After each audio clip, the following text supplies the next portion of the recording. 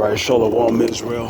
First and foremost, I would like to give all praises, honor, glory, respect, and blessings to Yahweh, Bahasham, Yahweh Shai, Bahasham Rakaha Kwadash. Salutations to the Lord's elect on the four corners of the earth, pushing this truth and sincerity while patiently waiting for Yahweh Shai's return.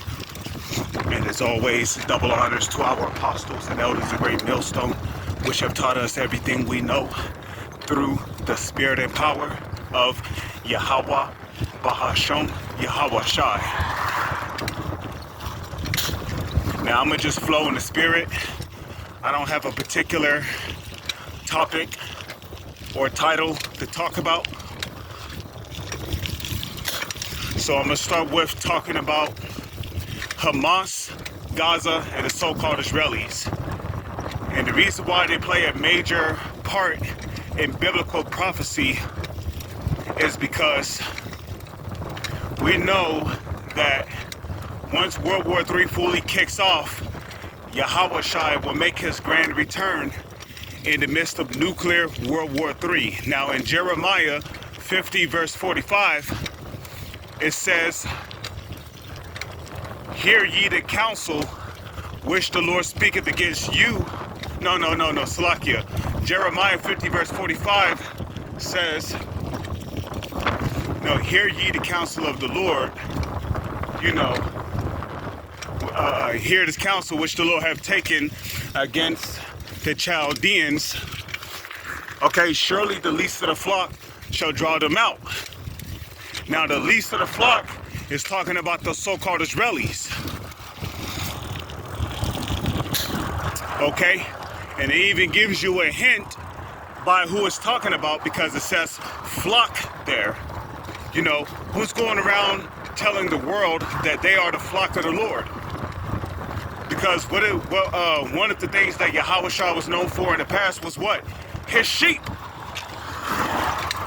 His flock of sheep, which were his disciples, his followers, his believers.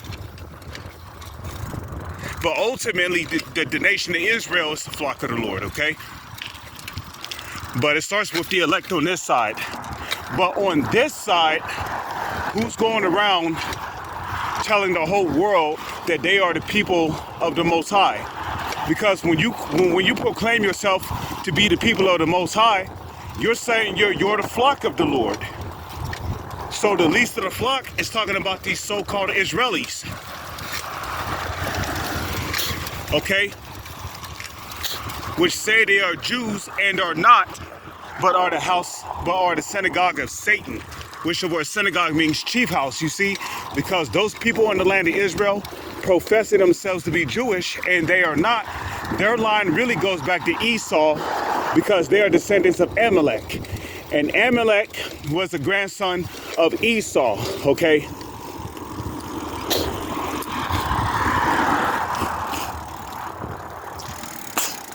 Okay, Amalek was like the grandson of Esau. No, Amalek was the grandson of Esau. So they're really Amalekites, descendants of Esau. They are not the true Israelites. And how do we know that? Because they don't fit biblical prophecy. The true Hebrew Israelites are the so-called Negro, Latino, and Native Indians. And how do we know that? Through biblical prophecy, okay? We know this through Bible prophecy. Okay, from the book of Deuteronomy, the 28th chapter, which speaks about the curses which will come upon the children of Israel if they did not keep the Lord's law, statutes, and commandments, or if they broke the first covenant and would refuse to keep it. The Lord said that all the curses of Deuteronomy 28 verse 15 down to 68 will come upon the biblical Israelites. So who fit the curses of Deuteronomy 28 verse 15 down to 68? The so-called Negro, Latino, and Native Indians, which proves that the so-called Negro, Latino, and Native Indians are the biblical Israelites. And for you idiots out there who say the Latinos are not Israelites, they're under the curses just like we are. The so-called North American Indians, the so-called Native Indians are under the curses like we are. Okay? And a matter of fact, the so-called native Indians are living on reservations. So for the most part, a lot of these so-called native Indians living on these reservations, they got it worse than Jake living in a hood. Because at least, you know, in the hood, you might live in the projects, yeah, but you got a functional toilet, you have a functional sink, you know, where you can bathe yourself in hot water. A lot of these so-called native Indians that are living on reservations, they don't even have a functioning toilet. They don't even have a functioning sink.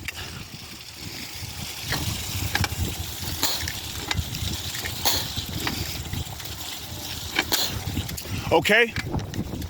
They don't even have a functioning sink. You know? They don't even have a bathtub. When they wash themselves, they gotta collect rainwater. And it's not funny, man. They gotta collect rainwater. Some of them gotta buy water. Can you believe that shit? Some of them gotta buy water just to wash themselves. You know, some of them, when they go to do the number 1 and the number 2, they gotta go outside, dig a hole, you know, go in it, and then cover up the hole. So for all you idiots out there who say the so-called North American Indians are not under the curses, you're a straight fucking moron, okay? And you need to shut the fuck up because you don't know what the fuck you're talking about, okay? A lot of them so-called native Indians living on them reservations got it worse, way worse than niggas living in the fucking hood.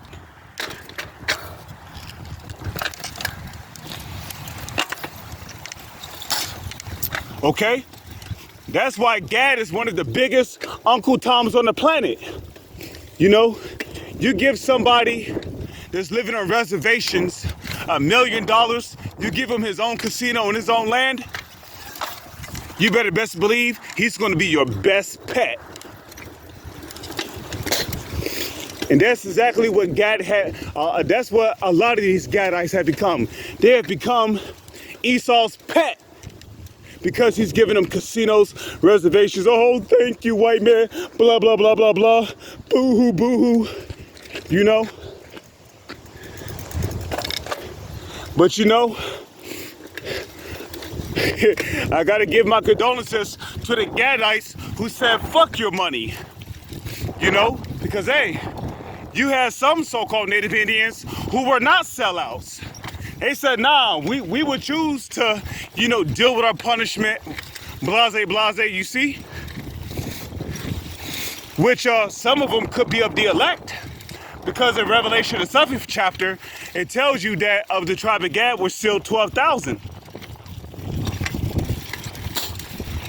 So for a lot of these so-called Gadites who took the bag, they accepted their casino, their riches, they got their lands, which that shit is temporary. It's all temporal.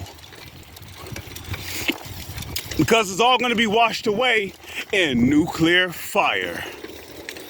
But as for the Gadites who chose to remain on the reservations and say fuck Esau, which Esau's talking about the so-called elites who proclaim themselves to be Rothschilds and Rockefellers. Those are your so-called elites today, okay, which are the biblical Edomites, trickling down to the rest of their nation of people. Okay, guess what?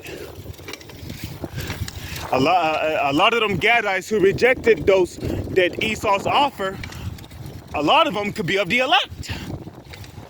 Because what did Yahweh say? He said, blessed are the poor, for theirs is the kingdom of heaven. Okay? The scriptures also tell you that a rich man shall hardly enter into the kingdom of heaven. But if you're an Israelite, you wake up to this truth having nothing to give, you know, you're just barely scraping by. When you hear this gospel, you become more appreciated of it. Because you're hoping for something better. When you're rich in this society, you're not hoping for anything better. because you think you have it all.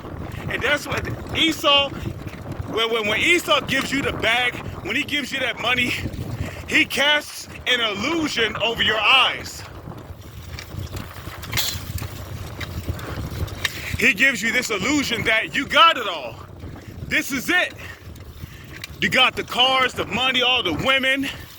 You know, you can party every day. You ain't got to work. You know, you'll think you're in heaven because Esau is giving you a crumb of the pie. But he didn't give you a slice of the pie. So a lot of you rich men, you're under this illusion that you have it all. And guess what? There's going to be a lot of you rich men, you're going to be miserable when hell break loose in America. For as it is written, howl ye rich men, howl for the miseries that shall come upon you. Because a lot of you, you're used to being rich and being comfortable. You're not used to discomfort. You're not used to pain, mentally, physically, emotionally, or spiritually. So when you lose all them riches, a lot of you are going to collapse like bitches. And some of you are going to commit suicide or murder suicide, like move aside. Come here, Billy and young Clyde. Time to die. I ain't going out being poor. I ain't got to say no more. But guess what? Guess what? If you're an Edomite, you're going to be locked up in the pit, separated from your kids and your whore.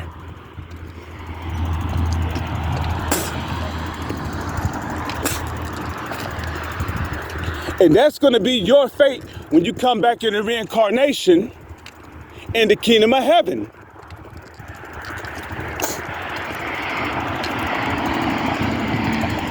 And the same thing is going to apply to you heathens. You're all going to be chained up and you're all going to be our slaves in the kingdom. Now, I remember when I first came into the truth, we used to always talk about how you heathens were going to be slaves in the kingdom of heaven. Well, guess what? Just because we stopped talking about that briefly does not mean, now the prophecy, no, the prophecy is still going to happen. Because in Isaiah 55 verse 11, the Lord said what? So shall my word be that goeth forth out of my mouth. It shall not return unto me void, but it shall accomplish that which I please and prosper in the thing whereto I sent it. Why? Because in the book of Numbers 23 verse 19, it tells you that Yahweh is not a man that he shall lie, neither the son of man that he should repent. Have he said and shall he not do it? Or have he spoken and shall he not make it good? So the Most High is going to make good on his word.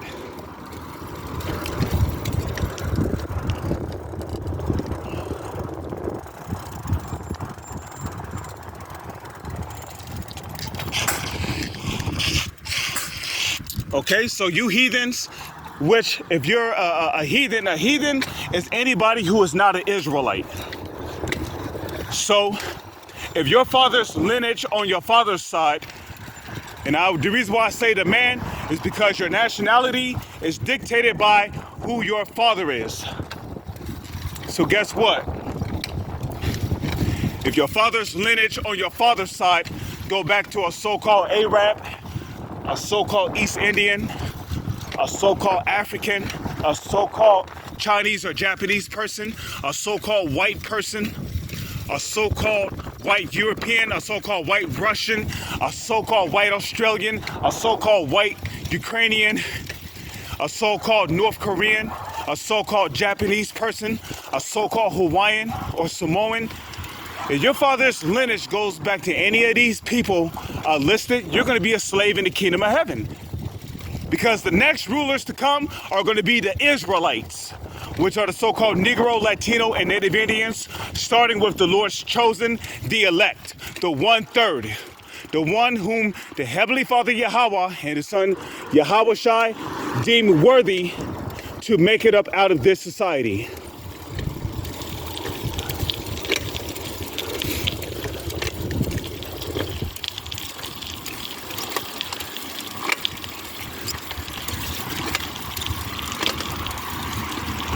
Now, with that being said, you know, a lot is happening.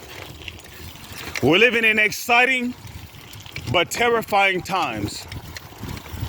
Because when Revelation 12 verse 12 say, therefore rejoice ye heavens, and ye that dwell in them, woe to the inhabitants of the earth and of the sea, for the devil has come down unto you having great wrath, because he knoweth that he have but a short time. It literally means just that.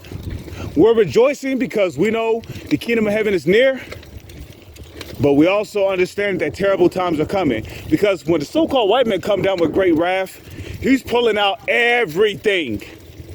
I'm talking about weapons that you thought only existed in sci-fi movies. Okay, he's coming out with those robots, like them robot dogs from Black Mirror Metalhead. You're gonna have Terminator robots out here. Okay, he's gonna release his experimental creatures, what the Bible calls newly created beasts.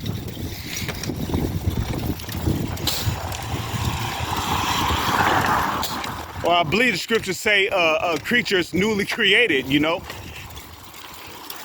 You know, Esau's going to be using his HARP program. He's going to be turning knobs and frequencies on those them cell towers, them 5G towers. Okay, people's going to be getting turned into zombies. He's going to release viruses, diseases, and all manner of shit in the water, in the atmosphere, which is going to fuck with people's mental Rolodex, turn people into zombies, turn people into mad people, like in that movie The Crazies. You know, and then on top of that, the Lord is going to release monstrous apparitions. There's going to be wild and dangerous animals roaming the streets, like tigers, bears, cougars, lions, wolves. You name them. Nowhere is going to be safe, like it says in Amos the 5th chapter. The day of the Lord is darkness and not light, as if a man did flee from a lion and a bear met him, or ran and went into a house and laid his hand on the wall and a serpent bit him. So ain't nowhere going to be safe. Just like how they show you in those zombie movies. Hey, nowhere was safe. And the only way those survivors got about there was when the government came to help them. And the only way you're receiving help from the government is if you take the CHIP. And guess what? If you take the CHIP, you're going to be destroyed. You're going to be destroyed in that nuclear fire, which is going to happen during World War III. And we know that the only ones who's not going to take the CHIP is the Lord's elect. Because there's also going to be civil wars out here. There's going to be race wars, class wars. People is going to be forming militias. Okay? People is going to be hunting down other people just so they can eat.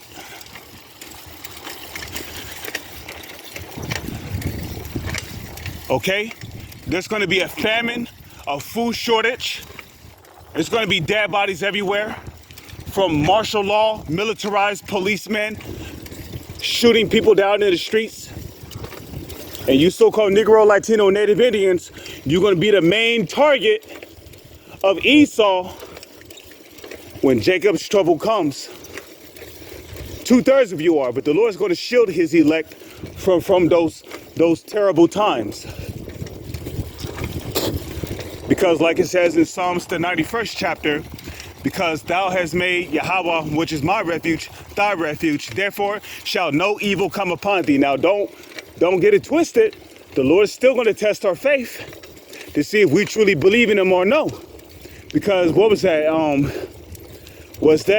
believe that was in the book of Deuteronomy, where the Lord said that the Lord walked us through the wilderness.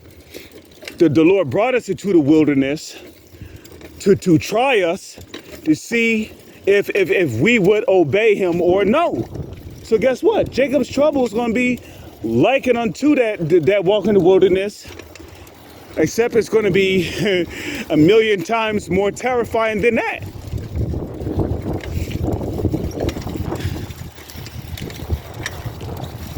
Okay? To see if we will obey the Lord or no. And we know the elect is going to stay obedient to Yahweh Yahweh Shai until the very end. So with that, I'm going to say Shalom is on to the next one.